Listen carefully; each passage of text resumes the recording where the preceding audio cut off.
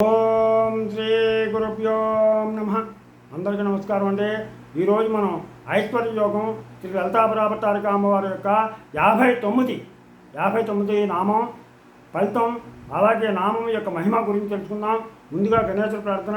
శుక్లాంబరధరం విష్ణుం శశివర్ణం చతుర్భుజం ప్రసన్నవదనం ధ్యాయేత్ సర్వవిఘ్నోపశాంతయే. గురుబ్రహ్మ గురుర్విష్ణు గురుర్దేవో మహేశ్వరః గురు సాక్షాత్ పరబ్రహ్మ తస్మై శ్రీ గురవే నమః. ఓం ఐం హ్రీం శ్రీం శ్రీ మాత్రే నమః. ఓం ఐం హ్రీం శ్రీం శ్రీ మాత్రే నమః. హరి ఓం.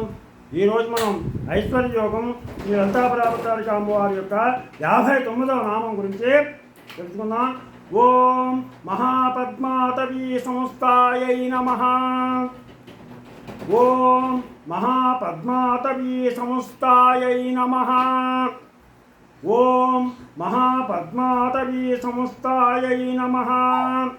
ఓం ఐం హ్రీం శ్రీం ఓం మహాపద్మాటవీ సంస్థాయై నమః.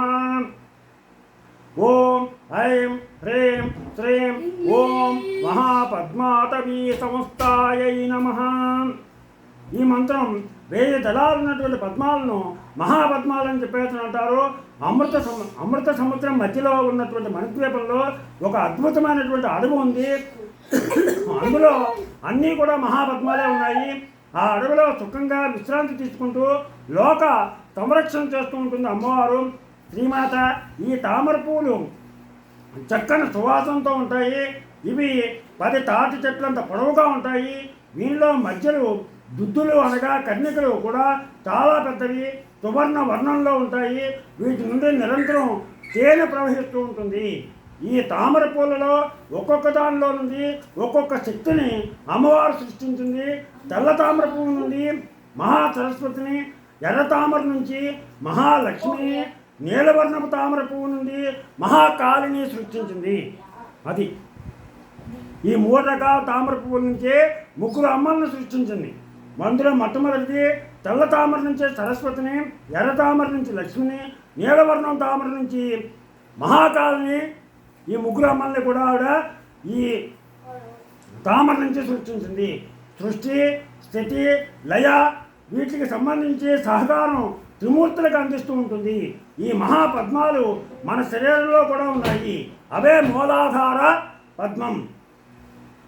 మన శరీరంలో ఉండే వాటిని మూలాధార పద్మం అంటాం. స్వాధిష్టాన పద్మం, మణిపూర్వక పద్మం, అనాహత పద్మం, విశుద్ధి పద్మం, ఆజ్ఞా పద్మం అనేవి పిలవడేటువంటి షట్చక్రాలు. స్వాధిష్టాన పద్మం, మణిపూరక పద్మం, అనాహత పద్మం, విశుద్ధి పద్మం, ఆజ్ఞా పద్మం అని చెప్పేసి ఈ పద్మాలన్నింటికి పైన బ్రహ్మరంధ్రం దగ్గర 1000 రేకులు ఉన్నటువంటి ఒక మహాపద్మం ఉంటుంది. దీనినే సహస్రార కమలం అని చెప్పేసి అంటాం. దీని యోగ శాస్త్రజ్ఞులు సహస్రారక కమలం అని చెప్పేసి యోగ శాస్త్రజ్ఞులు వివరించారు. ఈ సహస్రదళ పద్మం అమ్మవారికి ముఖ్య నివాస స్థలం. ఇక్కడ ఉన్నటువంటి అమ్మవారిని దర్శించడానికి మన వెన్నుపూసలో సుప్రతిష్టమైనటువంటి కుండలిని శక్తిని ప్రచోదనం చేసి అనగా పైకి లేపి సుషుమ్నానాడి ద్వారా బ్రహ్మరంధ్రం చేస్తారు. అప్పుడు ఆ శక్తి సహస్రదళ పద్మంలో కొలువై ఉన్న అమ్మవారిని చేరుతుంది. అప్పుడు ఆ తల్లిని దర్శించి కొలిచిన వారికి శాశ్వత కైవల్యం లభిస్తుంది. మన శరీరంలో అనేక నాడులు, చక్రాలు ఉన్నాయి. ఇవన్నీ కూడా మహాపద్మాలే. వీటితో నిండిన మన దేహం మహాపద్మాటవి. మన దేహం మహాపద్మాటవి. ఈ అడవిలో అమ్మవారు ఉన్నది కనుక మనం శ్రీమాతృనిలీలం. మనలో అమ్మవారు ఉంది కాబట్టి మనం శ్రీమాతృనిలీలం. ఇక మహాపద్మం అనే పేరుతో ఒక నిధి ఉంది. అమ్మవారు నవరంధ్రాలను నదులుగా చేసి అందులోని మహాపద్మాటవిలో ఉంటుంది. అది ఈ మంత్రానికి అర్థం.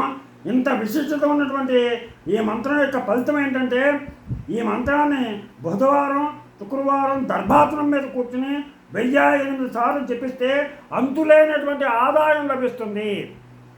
గర్భాసనం మీద కూర్చుని 1008 సార్లు పఠించినట్లయితే కనుక బుధవారం శుక్రవారం పఠించినటువంటి అంతులేని సంపద లభిస్తుంది. అలాగే విద్యా అభివృద్ధి చెందాలి అంటే పంచమి నాడు 1000 సార్లు జపించాలి. అలాగే రుణ విముక్తికి మంగళవారం శుక్రవారం మంత్రాన్ని 1000 సార్లు జపించాలి. అలాగే యోగశక్తికి నిత్యం యథాశక్తిగా జపిస్తే ఈ మంత్రం ఎంతో ఫలితాన్ని ఇస్తుంది. మీరందరూ కూడా ఈ మంత్రాన్ని యథాశక్తి పఠించి మీ కోరికలను నెరవేర్చుకుంటారని ఆశిస్తూ, ఆ అమ్మ కృపా కటాక్ష వీక్షణాలకు పాత్రలు అవుతారని ఆశిస్తూ, మీకు నా ఛానల్ కనుక నచ్చినట్లయితే సబ్స్క్రైబ్ చేయండి.